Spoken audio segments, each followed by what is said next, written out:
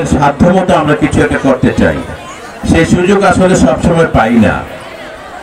আমাদের ডায়াসে যারা বসে আছেন সবাই চিনেন, এই স্কুলের সবচেয়ে দীর্ঘতম সময় যিনি প্রধান শিক্ষক ছিলেন আমাদের সকলের শ্রদ্ধেয় চিত্তরঞ্জন মল্লিক স্যার।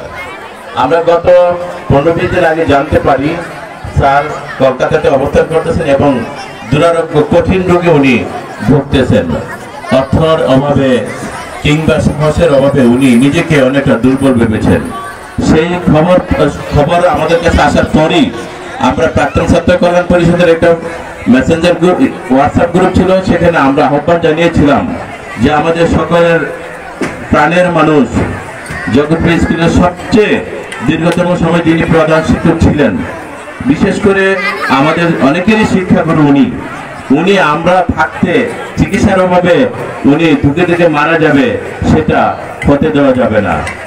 পৃথিবীতে এসেছি আমরা সবাই, আবার সবাই চলে যাব, এটা চিরন্তন সত্য। এটা আটকানোর কোনো সাধ্য পৃথিবীর কারোই নাই।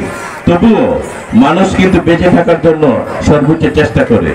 আমরা সেই তাগিদ থেকে আমরা সকল প্রাক্তন ছাত্ররা মিলে গত সপ্তাহে আমরা স্যারের জন্য কলকাতাতে 5 লক্ষ টাকার মতো আমরা স্যারের জন্য আমরা পাঠাতে পেরেছি। আরো একটু ভালো খবর হচ্ছে, আমরা আগামী 10 দিনের সময় দিয়েছি, সামনে আরো